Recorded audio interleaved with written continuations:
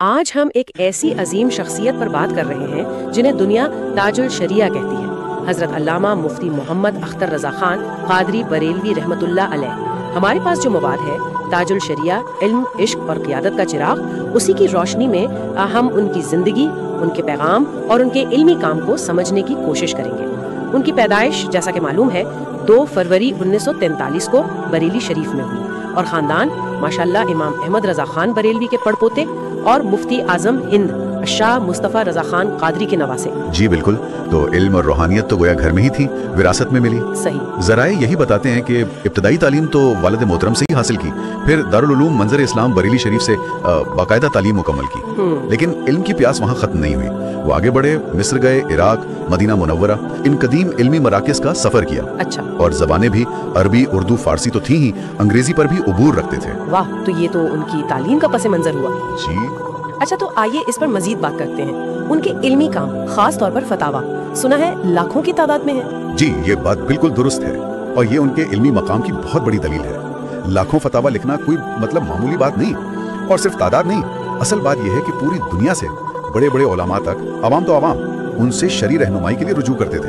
اچھا، دنیا بھر سے؟ جی ہاں، ان کے فیصلے جو شرعی مسائل پر ہوتے تھے وہ فتاوا تاج شریعہ کے نام سے جمع ہے، اور آج بھی آپ دیکھیں کئی مدارس میں، دارالفتاء میں یہ ایک بنیادی حوالے کی حیثیت رکھتے ہیں۔ بنیادی حوالہ؟ جی، وجہ یہ تھی کہ وہ مسئلے کی گہرائی میں جاتے تھے اور قرآن و سنت سے بالکل واضح مدلل جواب دیتے تھے۔ لاکھوں فتاوا، واقعی یہ تو حیران کن ہے۔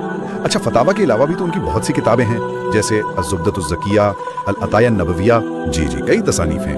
مقالات تاج الشریعہ بھی ہے۔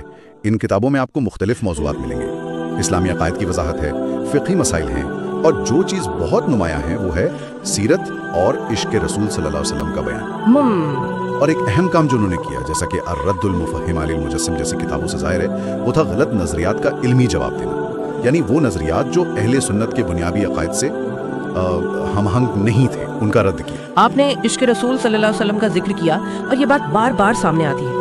ان کی شخصیت میں، ان کے پیغام میں یہ پہلو کتنا مرکزی تھا؟ میرے خیال میں یہ سب سے مرکزی نقطہ ہے۔ یوں سمجھیں کہ ان کی پوری زندگی، ان کی تعلیمات، ان کی تحریریں، سب کا محور ہی عشق مصطفیٰ صلی اللہ علیہ وسلم تھا۔ بالکل۔ آپ ان کی تقریریں سنیں یا ان کا نعتیہ کلام پڑھیں، وہ گہری محبت، وہ والہانہ عقیدت، وہ ہر جگہ نظر آتی ہے۔ وہ خود بھی کثرت سے درود و سلام پڑھتے تھے اور دوسروں کو بھی ہمیشہ اس کی تلقین کرتے تھے۔ ان کا وہ مشہور شعر بھی تو ہے جو زبان زدے عام ہے، مدینے کی ہوا آئے، مدینے کی فضا آئے، دلوں میں ہو مدینہ، زبان پر مصطفیٰ آئے۔ سبحان اللہ۔ بالکل، یہ صرف شعر نہیں، یہ ان کے دل کی آواز ہے۔ صحیح۔ اور یہ محبت، یہ پیغام صرف بر صغیر تک نہیں رہا، وہ دنیا بھر میں گئے۔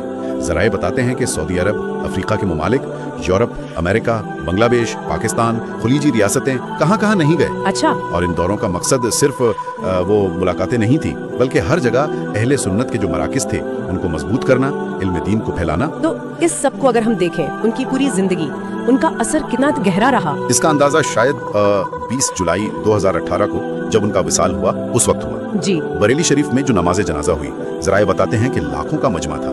برصغیر کی تاریخ کے چند بڑے اجتماعات میں سے ایک شمار ہوتا ہے۔ لاکھوں افراد۔ جی، یہ جمع غفیر، یہ ہجوم ان کی عالمی مقبولیت اور لوگوں کے دلوں میں جو ان کے لیے عقیدت تھی اس کا کھلا ثبوت تھا۔ تو آج اس دور میں ان کی تعلیمات، ان کے کام کی کیا اہمیت ہے؟ لوگ اس سے کیسے رہنمائی لے سکتے ہیں؟ دیکھیں، آج بھی ان کی کتابیں، ان کے فتاوے، ان کی تعلیمات، خاص طور پر جو لوگ فقہ حنفی پر عمل کرتے ہیں، جو اہل سنت کے عقائد سے وابستہ ہیں، ان کے لیے مشعل راہ ہیں۔ ان کی زندگی سے جو سبق ملتے ہیں وہ آج بھی اہم ہے۔ علم حاصل کرنا، اسے پھیلانا، دین پر مضبوطی سے قائم رہنا، نبی کریم صلی اللہ علیہ وسلم سے سچی محبت کرنا اور صحیح اسلامی عقائد کو تھامے رکھنا، یہ باتیں تو ہمیشہ متعلقہ رہیں گی۔ بالکل۔ اچھا، آخر میں ایک سوال ذہن میں آتا ہے جس پر شاید ہمارے سننے والے بھی سوچیں کہ آج کی یہ جو تیز رفتار دنیا ہے، ٹیکنالوجی کا دور ہے، اس میں تاج الشریعہ جیسی شخصیات کا جو روایتی علمی ورثہ ہے، جو روحانی رہنمائی ہے، اس کی کیا جگہ ہے، اور اس تسلسل کو کیسے سمجھا اور قائم رکھا جا سکتا ہے؟